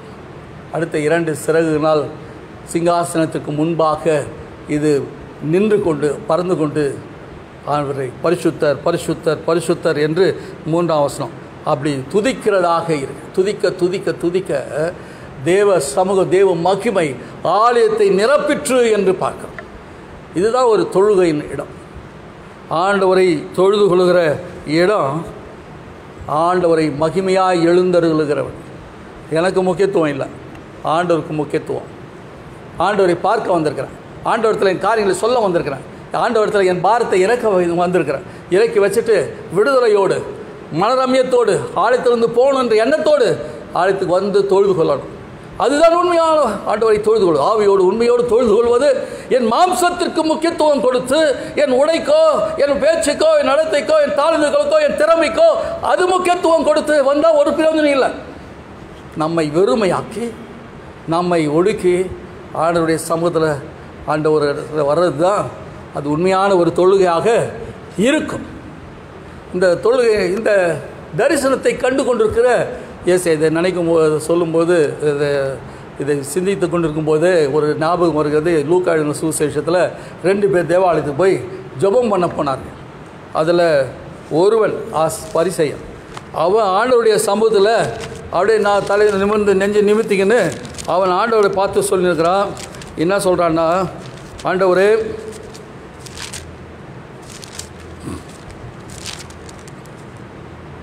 நான் வந்து வாரத்துக்கு 2 நாள் உபவாசம் பண்ணுறேன். நான் பரிகாரர், பரியாசக்காரர், பச்சாரக்காரர்கள் போல் நான் இல்லை. இந்த ஆயக்காரன் என் பின்னாடி ஒருத்தன் நின்றுக்கிறான், அவனை மாதிரி நான் பிறக்கலை. நான் ஒரு பரிசேயன், உமக்கு பிரியமான காரியங்களை செய்கிறேன் என்று சொல்லி மாறுதட்டி ஜெபம் பண்ணிட்டு போயிட்டான். அந்த ஆயக்காரன் எவ்வளவேனும் நிமிரக்கூடாமல் இயேசுனுடைய ஆண்டவருடைய ஆலயத்தில் கூனி குறுகி, ஆண்டவரே, பாவியாக என் மேல் கிருபையாயிரும். எனக்கு ஒன்றும் பெருமையாக சொல்கிறதுக்கு ஒன்றும் இல்லைப்பா, நான் அன்றாட கூலி, நான் சொன்ன மாதிரி இல்லை. நேரம் கடிச்சா ஜெபம் பண்ணுவேன், நேரம் கடிக்கலாம் ஜெபம் பண்ணுறதில்ல. நேரம் கடிச்சா ஆலயத்துக்கு போகிறேன், நேரம் கடிக்கலாம் ஆலயத்துக்கு போகல. வருமானம் எப்படி கிடைக்குதோ இடத்துக்கு தகுந்த மாதிரி போயின்னு வந்துனுக்கிறேன். அப்படி தான் அவன் வாழ்க்கை, அன்றாட கூலி. எங்கே வேலை கிடைக்குதோ அங்கே போயினே இருக்க வேண்டியது தான். அது போகிறவனுக்கு ஆண்டவர் சமூகத்தில் உரிமையாக சொல்ல தெரியல. அவன் செய்ததான் ஒன்றே ஒன்று, பாவியாக என் மேல் கிருபையாய், அவ்வளோதான். அப்போது தேவ சமூகம் பெருமை பாராட்டுவதற்கான இடம் இல்லை. நம்மை தாழ்த்தி வெறுமையாக்கி ஆண்டவத்தில் ஒப்பு கொடுக்கிற ஒரு அனுபவம் தான் தேவை. அதுதான் ஆண்டவர் விரும்புகிறார். அதுதான் ஆவியோடும் உண்மையோடும் ஆண்டவருடைய சமூகத்தில் தொழுது கொள்கிற ஒரு அனுபவம். அதுதான் ஏசியா தன் தரிசனத்தில் கண்டதை பார்த்த உடனே இப்போ தான் உணர்வு அடைகிறார். அந்த வசனம் அழகாக போட்டிருக்குது. ஏசியா தீர்க்கதரிசியின் புஸ்தகம் 6ஆம் அதிகாரம் 5ஆம் வசனத்தை, ஐயோ அதமானேன், நான் அசுத்த உதாரணம். ஆண்டவரை பார்த்துட்டு தரிசனத்தில் சிங்காசனத்தை வீட்டுக்கு ஆட்டுக்குட்டி பார்க்குறேன், அங்கே சேராபீன்கள் துதித்து ஆராதிக்கிறார்கள். இதை பார்த்துட்டேனே, நான் ஒரு பாவி, நான் இதை பார்ப்பதற்கு தகுதியற்றவன், அசுத்த உதடு உள்ள மனுஷன், அசுத்த உதடு உள்ள ஜனங்களின் நடுவில் வாசம் பண்ணுகிறவன். நான் இருக்கிற நானும் பரிசுத்தம் இல்லை, நான் இருக்கிற இடமும் பரிசுத்தம் இல்லை, எல்லாம் கலப்படமாகுது. அங்கே இருக்கிறேன் நான். ஆனால் ஆண்டவரை பார்த்துட்டேனே, ஐயோ ஆண்டவரே என்று சொல்லி அவன் கலங்குகிறவனாக ஆண்டவரத்தில் ஒப்பு கொடுக்கிறவனாக இருக்கிறான். அப்போ ஆண்டவரை சமூகத்தில் ஆவியோடும் உண்மையோடும் தொழுது கொள்ளும்படியாக வந்தால் அது எப்படி இருக்க வேண்டும்? ஆண்டவருடைய ஆலயத்தில் என்னை உணர்ந்து என் தவறுகள் மீறுதலை அறிக்கை செய்து ஆண்டவரிடத்தில் ஒப்பு கொடுக்கிற ஒரு அனுபவம் தான் ஆவியோடு உண்மையோடு தொழுது கொள்ளணும். ஆண்டவருடைய ஆலயத்துக்குள்ளே வந்தால் நம்முடைய தவறுகள் மீறுதலை அறிக்கை செய்து பாவ மன்னிப்பு நிச்சயத்தை பெற்று ஒரு புது வாழ்வுக்குள்ளே வருகிற வாழ்வுதான் ஆவியோடும் உண்மையோடும் தொழுது கொள்கிற அனுபவமாக இருக்கும். தன் தவறுகளை உணர்கிற இடம் தொழுது கொள்கிற. ஆடலுக்கும் பாடலுக்கும் குதிக்கிறதுக்கும் ஓடுறதுக்கும் உட்காரத்துக்கும் உருள்றதுக்கு நேரம் இல்லை, அதற்கு முக்கியத்துவம் இல்லை. தேவ சமூகத்தில் தொழுது கொண்டால் வந்திருக்கிற ஒவ்வொருவரும் தன் தவறுகளை உணர்த்தப்பட வேண்டும், தன் தவறுகளை அறிக்கை செய்ய வேண்டும். அதுதான் ஆவியோடு உண்மையோடும் தொழுது கொள்கிற ஒரு அனுபவம். அடுத்து என்ன சொல்கிறாரு? நான் அசுத்த உதடு உள்ளவன், அசுத்த உதடு உள்ள ஜனங்கள் மத்தியில் வாழ்கிறேன் தன்னை உணர்ந்து ஆண்டு சொல்ல ஒப்பு கொடுத்தா, ஒரு தேவதூதன் திடீர்னு வந்து தேவ சமூகத்தில் எரிந்து கொடுக்குற அக்னித்தாழலில் ஒன்றை எடுத்து நேராக வந்து ஏசியாவின் உதடை அதால் தொட்டான். அவன் சுத்தமான சுத்திகரிக்கப்படுகிறான், புதுப்பிக்கப்படுகிறான் என்று 6ஆம் வசனம் 7ஆம் வசனத்தில் வாசிக்கும் போது அழகாக அது பதிவு பண்ணுறார். 6ஆம் வசனம் 7ஆம் வசனத்தில் அது தேவனுடைய சமூகத்தில் ஆவியோடு உண்மையோடு தொழுது கொள்கிற இடம், பாவத்தை அறிக்கை செய்துகிறது மட்டுமல்ல, உணர்வடைகிறது மட்டுமல்ல, நம்மை சுத்திகரித்துக் கொள்கிற இடம், ஆண்டவரோடு ஒப்புரவாகிற ஒரு இடம். ஆண்டவரே அதை செய்கிறார். என்னுடைய உபவாசமோ என்னுடைய ஜபமோ நான் கத்துறதோ நான் துதிக்கிறதோ நான் ஆடுறது பாடுறதுனால நான் புதுப்பிக்கப்படலை. தேவ சமூகத்திலேருந்து ஒரு மகிமை நம்ம மேல் இறங்கணும். இங்கே அழகாக போடுறார், ஒரு தேவதூதன் ஒரு அக்னி தாழில் கொண்டு வந்து அவனை தொடும்போது தான் அவன் சுத்திகரிக்கப்படுகிறான், புதுப்பிக்கப்படுகிறார். தேவ சமூகத்தில் ஆண்டவர் ஆயத்தமாக இருக்கிறார். ஆண்டவருடைய சமூகத்தில் நாம் உணர்ந்து அறிக்கை செய்கிற பொழுது அவர் நம்மை தொடுகிறார், அவர் நம்மை சுத்திகரிக்கிறார், அவர் நம்மை புதுப்பிக்கிறார். அப்போது உடைந்த உள்ளம் தேற்றப்படும், கண்ணீர் துடைக்கப்படும், சரீரத்தில் இருக்கிற பலவீனங்கள் மாறுகிறது. தேவனுடைய ஆலயத்தில் ஆண்டவருடைய சமூகத்தில் ஆவியோடு உண்மையான தொழில் கொள்கிற நேரத்தில் ஒரு விடுதலையின் நேரம், ஒரு மீட்பின் நேரம். அதை தான் ஏசியா தன் வாழ்வில் அனுபவிக்கிறார். இந்த மூன்றாவதாக அந்த ஏசியா திருச்சி அழகாக பதிவு பண்ணுறாரு. இந்த தன் தவறுகளை உணர்கிறது, சுத்திகரிக்கப்பட்டவன அடுத்தது ஆண்டவருடைய அழைப்பை உணர்கிறார். யார் என் காரியமே போவான் என்று ஆண்டவருடைய குரல் அவன் காதில் எட்டு, இதோ நான் அடிமை, இதோ நான் அடியேன் இருக்கிறேன் என்று ஒப்பு கொடுக்குற ஒரு காரியம். அதாவது இதோ அடியேன் இருக்கிறேன், 8ஆம் வசனம் அழகாக போடுறார். இதோ அடியேன் இருக்கிறேன். எல்லா இடத்துலையும் வரும் அது. இவங்கெல்லாம் தேவ மனுஷர்கள் தேவனால் அழைக்கப்பட்டு ஆண்டவருக்கென்று ஒப்பு கொடுத்து அவர் பக்கமாக வராங்களோ அந்த இடத்துலலாம் இந்த வசனம், இந்த வார்த்தை இருக்கும், இதோ அடியேன் இருக்கிறேன். அது மோசேவாக இருக்கட்டும், சாமுவேலாக இருக்கட்டும், அதை தொடர்ந்து வருகிற தேவ மனுஷர்கள் இதோ நான் அடியேன் இருக்கிறேன், என்னை எடுத்து பயன்படும். இங்கே ஏசியாவும் அதுதான் சொல்கிறார், இதோ அடியேன் இருக்கிறேன், என்னை எடுத்து பயன்படும். என் அன்பு சகோதரி சகோதரியே, ஆவியோடும் உண்மையோடும் ஆண்டவரை தொழுது கொள்வது ஊழியத்தின் அழைப்பை பெற்றுக்கொள்கிற நேரம். நான் ஒவ்வொரு முறை ஆண்டவருடைய ஆலயத்துக்கு வந்தால் அடுத்தது ஏழைக்கு உதவி செய்யணும், இவங்களை நான் பார்த்து விசாரிக்கணும், நான் எதாவது அவங்க வீட்டில் போய் பார்த்து ஏதாவது செய்யணும், அந்த உணர்வு வருது பாரு. அந்த உணர்வு இல்லாமல் போகிறது உண்மையாக ஆண்டவரை தொழுது கொள்வது அல்ல. ஆண்டவருடைய ஆலயத்தை தொழுது கொள்கிற பொழுது அடுத்தது நான் போய் வேதத்தை வாசிக்கணும், அந்த வார்த்தைகளை எடுத்து என் அண்ணனுக்கு சொல்லணும், என் தங்கச்சிக்கு சொல்லணும், என்னுடைய பிள்ளைகளுக்கு இடத்துல பகிர்ந்து கொள்ளணும். அந்த உணர்வுகள், அதுதான் ஏசியா அந்த உணர்வை பெற்றுக்கொள்கிறான். அந்த உணர்வு பெற்றுக்கொள்வது தான் ஆவியோடு உண்மையோடும் ஆண்டவரை தொழுது கொள்வது கிடையாது. அதுதான் இயேசு சமாரியா ஸ்திரீயின் இடத்துல அவர் பார்க்கும்போது அவர் சந்தித்த ஒரு சந்திப்பு தான் என்று வாசிக்கப்பட்டோம். யோவான் எழுதின சுவிசேஷம் 4ஆம் அதிகாரம். இயேசு சமாரியாவில் ஒரு கிணத்தண்டை போனார். அங்கு தண்ணீர் முள்ளும்படியாக ஒரு சமாரியா ஸ்திரீ வந்தால் தாகத்துக்கு தாய் என்று கேட்டார். நீ யூதன், நான் உனக்கு கொடுக்க முடியாது, சமாரியருக்கும் யூதருக்கும் சம்மந்தம் இல்லைன்னு சொல்லிட்டாங்க. அந்த அம்மா சரி அப்பா, நான் ஒன்றும் தண்ணி இல்லாத உன்னை கேட்கல, என்கிட்ட தண்ணி இருக்குது, நான் கொடுத்த தண்ணி அது உனக்கு தாகமே எடுக்காது. உடனே அப்படின்னா அந்த தண்ணி எனக்கு கொடுத்துருது, நேரத்துக்கு வந்து தண்ணி எடுத்துன்னு போகிறதுக்கு என்னால் முடியல, அந்த தண்ணி இது எடுத்து கொடுத்துட்டேன்னா தாகமையெல்லாம் வீட்டில் இருப்பேன், அதனால் அந்த தண்ணி எனக்கு கொடுது. அது ஒன்று கொடுக்குறதுக்கு எனக்கு கூட கஷ்டம் இல்லை, போய் உங்கள் வீட்டுக்காரனை கூட்டும், உன் புருஷனை அழைத்துவான். அந்த அம்மா சொன்னால் எனக்கு புருஷனே இல்லை. இயேசு சொன்னார், சரியாக சொன்னேன், ஏன்னா ஏற்கனவே உனக்கு 5 புருஷர்கள், இப்போது இருக்கிறவனும் உனக்கு புருஷன் இல்லை, சரியாக சொல்லிட்டேன். இந்த அம்மா சாதாரண யூதன் நினச்சி அவரோட பேசினார். அப்புறம் இப்போது அவளுடைய வாழ்வை குறித்து சொன்ன உடனே நீ ஒரு தீர்க்கதரிசியாய் சொல்லுகிறாய் என்று சொன்னார். உடனே இப்பொழுது அவருடைய சம்பாஷணை இன்னும் ஆழத்துக்குள்ளே போகிறது. இப்பொழுது அந்த அம்மா சொல்கிறாங்க, நாங்கள்லாம் இந்த மலையில் தொழுது கொள்கிறோம், நீங்கள் எருசலேமில் போய் அந்த தேவாலயத்தில் தொழுது கொள்ளுன்னு சொல்கிறீங்க யூதர்கள்லாம், எங்களுக்கு உங்களுக்கு சம்மதம் இல்லை, எப்படி தொழுது கொள்வது? அப்போ இயேசு சொன்னார், எங்கும் தொழுது கொள்கிற காலம் வரும் என்று அந்த அம்மாவுக்கு சொன்னார். எங்கும் தொழுது கொள்கிற காலம் வரும். நீ யூதர்கள் எருசலேம் அங்கே மட்டும் இல்லை, உலகம் முழுவதும் தேவாலயங்கள் எழும்பிக் கொண்டே இருக்கிறது. இன்று ஆங்காங்கே தேவாலயம் இடிக்கப்படுகிறது. கிறிஸ்துவை ஏற்றுக்கொண்டவர்கள் துன்புறுத்தப்படுகிறார்கள், கொன்றும் போடுகிறார்கள். உலகம் முழுவதும் நடந்து கொண்டிருக்கிறது. இந்தியா தேசத்தில் நடக்கிறது, அது தமிழ்நாட்டிலும் நடக்கிறது. என் அன்பு சகோதரனே சகோதரியே, இன்னும் அமைதியாக இருந்த கிறிஸ்துவ மார்க்கம் இன்னும் எவ்வளோ காலம் இருக்குன்றது கேள்விக்குறியாயிடும்.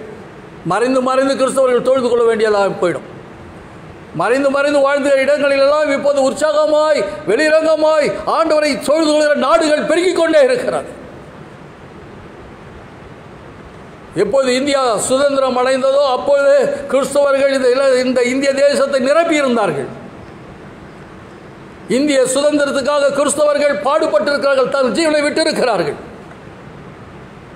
இதெல்லாம் வரலாறு மறைக்கப்பட்டிருக்கிறது இந்திய தேசத்தில். ஏனால் இங்க ஜாதி வெறி பிடித்தவர்கள் பெருகி இருக்கிற இந்திய தேசத்தில் இந்த ஜாதியின் வெறியினால மனுஷனை மனுஷனாக நினைக்காதபடிக்கு அவர்களை அழிக்கின்ற காரியங்கள் நடந்து கொண்டிருக்கிறது, நடத்தப்படுகிறது.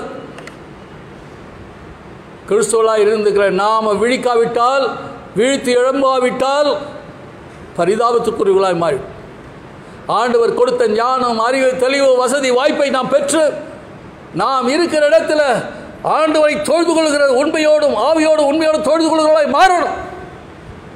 உங்கள் வீடாக இருக்கட்டும், மேல் அறையாக இருக்கட்டும், சபையாக இருக்கட்டும், ஜப வீடாக இருக்கட்டும், இப்படிப்பட்ட ஆலயங்களாக இருக்கட்டும், ஒவ்வொருவரும் வைராக்கியமாய் கிறிஸ்துவை அறிந்து அறிவிக்கிறவர்களாக மாறணும். ஏதோ ஆண்டவரை தொழுது கொள்கிறோம், வந்தோம் போனோம், ஓய்வு நாள் ஞாயிற்றுக்கிழமை போனோம், காணிக்கை கொடுத்தோம், என் வேலையை பார்க்குறேன்றது அல்ல கிறிஸ்துவ வாழ்க்கை. கிறிஸ்தவர்கள் என்றால் கிறிஸ்துவை அறிவிக்கிறவர்கள், ஆண்டவரை ஆவியோடு உண்மையோடு தொழுது கொள்கிறவர்கள் அறிவிக்கிறவர்களாக மாறுவார்கள். கொஞ்ச நேரம் தான் இயேசு இந்த சமாரிய ஸ்திரீயிடத்தை பேசினார். உடனே இயேசுவை மேசியா என்று இடம் கண்டு கொண்டான். நீ எங்களை மீட்கிறதற்கு ரட்சிக்கிறதற்கு கிறிஸ்து வர போகிறார், அந்த கிறிஸ்து நீதானோ என்று அறிந்தவள் சமாரியா தேசத்துக்கு அவளுடைய நகரத்துக்குள்ள ஓடி போய் அது கிராமம் முழுவதும் சொல்லி, நான் ஒருவரை சந்தித்தேன், அவர் யூதன், அவர் ஒரு தீர்க்கதரிசி, அவர் ஒரு மேசியா, அவர் தான் ரட்சகர், அவர் கிறிஸ்து என்று பறைசாற்றுகிறவளாக மாறி அந்த கிராமத்தில் இருக்கிற மக்கள் திரள் திரளாய் இயேசுவை அறிந்து கொண்டார்கள். அதுதான் ஆண்டவரோடு இருக்கிற அந்த நேரம், தொழுது கொள்கிற நேரம், நம்மை மாற்று உருவாக்குகிற ஒரு நேரம். இந்த நாளில் ஆண்டவரை தொழுது கொள்கிற ஆவியோடு உண்மையோடு தொழுது கொள்கிற நாம் மாற்று உருவாக்கப்பட்டு புதுப்பிக்கப்பட்டு புது சிருஷ்டிகளாக கிறிஸ்துக்கென்று வாழ ஆண்டவர் நம்மை அழைக்கிறார். ஜெபம் செய். எங்களை நேசிக்கிறதான் அன்பின் தகப்பனே, இந்த நாளுக்காக உமக்கு ஸ்தோத்திரம். இந்த நாளின் ஆராதனை நேரத்தில் உங்களுடைய வார்த்தைகளை தியானிக்கிற அந்த நேரம் எங்களுக்கு ஆசீர்வாதமாக இருந்ததுக்காக நன்றி சுவாமி. தொடர்ந்து உங்களுடைய பிள்ளைகளோடு பேசுங்க, விசுவாசத்தை உறுதிப்படுத்துங்க. இயேசுவின் நாமத்தினால் ஜெபிக்கிறேன் நல்ல பிதாவே, ஆமென். நாம் யாவரும் சேர்ந்து அப்போஸ்தல விசுவாச பிரமாணத்தை சேர்ந்து சொல்லலாம். வானத்தையும் பூமியும் படைத்து சர்வ வல்லமுள்ள பிதாவாக தேவனை விசுவாசிக்கிறேன். அவர் ஒரே குமாரனாக ஆதர் இயேசு கிறிஸ்துவை விசுவாசிக்கிறேன். அவர் பரிசுத்த ஆவியினாலே கன்னி மரியாதைக்கு உட்பட்டு பிறந்தார். பொந்து பிலாத்துவின் காலத்தில் பாடுபட்டு சிலர் அறையொண்டு மரித்து அடக்கம் பண்ணப்பட்டு பாதாளத்தில் இறங்கினார். 3ஆம் நாள் மரித்தொழுந்து எழுந்தறினார். பரமனதுக்கேறி சர்வ வல்லமுள்ள பிதாவாக தேவனுடைய வலது பாசலை வீற்றிருக்கிறார். அவிடத்திலிருந்து உயிரோரையும் மரித்தோர் நியாயத்திற்கு வருவார். பரிசுத்த ஆவி விசுவாசிக்கிறேன். பொதுவாக இருக்க பசு சபையும் பரிசுத்தவான்களுடைய ஐக்கியமும் பாவ மன்னிப்பும் சரீர உயிர்த்தெழுதலும் நித்திய ஜீவனும் உண்டு என்று விசுவாசிக்கிறேன். ஆமேன். நாம் யாவரும் சேர்ந்து கிறிஸ்துவ கீர்த்தனையில் 287வது கீர்த்தனை, ஓய்வு நாள் இது மனமே தேவனின் உரையை தியானம் செய் கவனமே என்ற பாடலை பாடலாம். வீட்டில் இருக்கிறவங்க இந்த வாரத்துக்குரிய காணிக்கைகளை நீங்கள் எடுத்து வைத்தால் அதை எடுத்து வைங்க. இந்த வாரத்தில் ஆலய பக்கமாக வரும்போது ஆலயத்தில் வைத்திருக்கிற காணிக்கை பெட்டியில் உங்கள் காணிக்கைகளை நீங்கள் செலுத்தும்படி அன்போடு கேட்டுக்கொள்கிறேன். காணிக்கை உரைகளை, மாதாந்திர காணிக்கைகளை மேத்யூ இடத்துலையோ பொருளாளர் இடத்துலையோ நீங்கள் வந்து நீங்கள் கொடுக்கும்படி கேட்டுக்கொள்ள. காலை நேரத்தில் அவர்கள் இருப்பார்கள். நீங்கள் வந்து உங்கள் காணிக்கைகளை செலுத்தும்படி அன்போடு கேட்டுக்கொள்கிறேன். மனமே தேவனின் உரையை தியானம் செய் கவனமே, ஓய்வு நாள் இது மனமே தேவனின் உரையை தியானம் செய் கவனமே,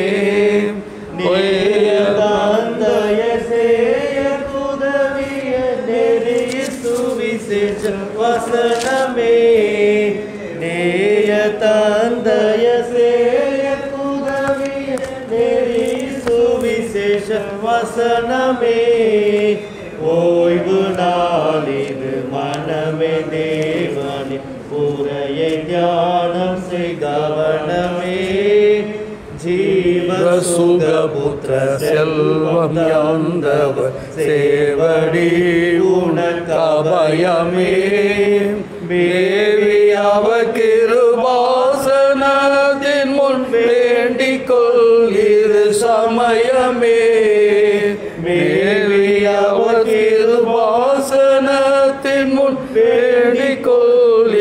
சமயமே ஓய்வு நாளிது மனமே தேவனே உரையை தியானம் செய் கவனமே 6 நாளுன கழித்தவரில் பாரியேழில் கழித்தவர் கூறும் பூரண ஆசீர்வாதத்தை குறித்துணை கழைக்கிறார் கூறும் பூரண ஆசீர்வாதத்தை குறித்துணை இதற்கழைக்கிறார் ஓய்வு நாளிது மனமே தேவனே உரையை தியானம் செய் கவனமே கர்த்தராசனம் குறுகி கேளென்று காலை நண்பகல் மாலையும் சுத்தம் நாடுவோர் யாவரோ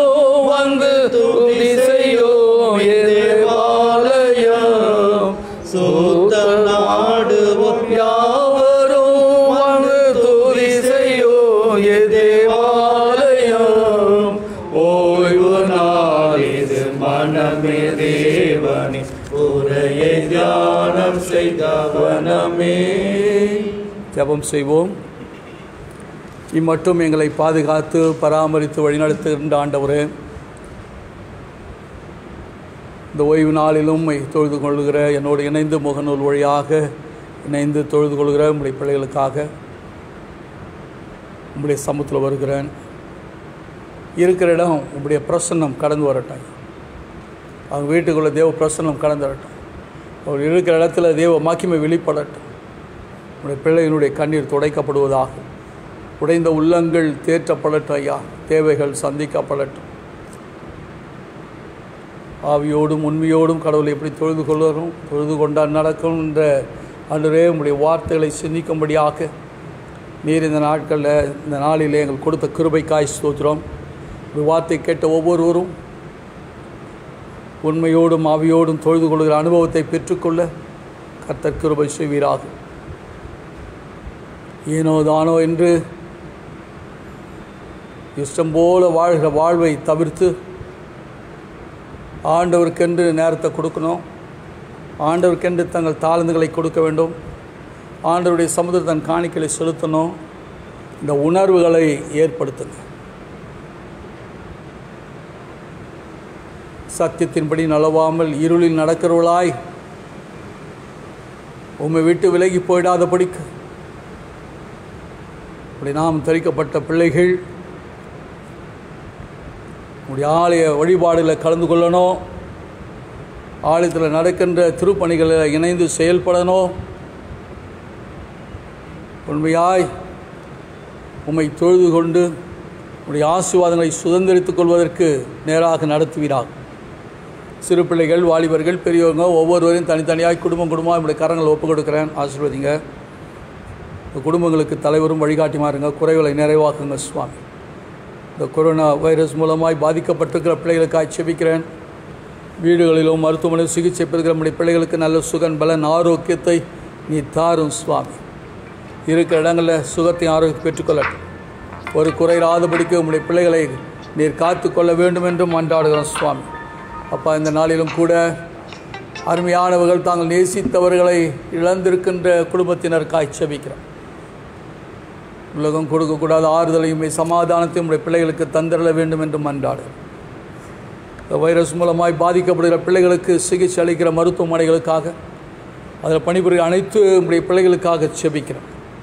அரசாங்கத்தின் பொறுப்பாளர்களுக்காக, காவல்துறையினருக்காக, ஆண்டவரே அரசாங்க அதிகாரம் வைக்கிற ஒவ்வொருக்காக செபிக்கிறோம். ஒவ்வொருவரும் எடுக்கின்ற தீர்மானங்கள், சட்டங்கள் முறையாய் போய் சேர்ந்து ஏழை எளிய மக்கள், வசதியற்றோர், வாழ்விழந்தோர் அவர்களுக்கும் ஆண்டவரே இந்த வைரஸ் மூலமாக பாதிப்பு இல்லாதபடிக்கு தடுத்து ஆட்கொள்வதற்கான வழிகளை ஏற்படுத்த உதவி செய். இலவசமாய் சிகிச்சை கிடைக்கிறதுக்கான வாய்ப்பை தாங்க. இலவசமாய் மருந்துகள் ஆண்டவரை கிடைக்க வாய்ப்பை ஏற்படுத்துங்க. நம்முடைய கரங்களை ஒப்புக் கொடுக்கிறேன். ஆண்டவரே, இந்த நாட்களில் ஆலய வழிபாடுகள் துரிதமாய் திறக்கப்பட வேண்டும், வழிபாடுகள் துவங்கப்பட வேண்டும் என்று நாங்கள் விரும்புகிறோம். உங்களுடைய கரங்களை ஒப்புக் கொடுக்கிறோம் சுவாமி.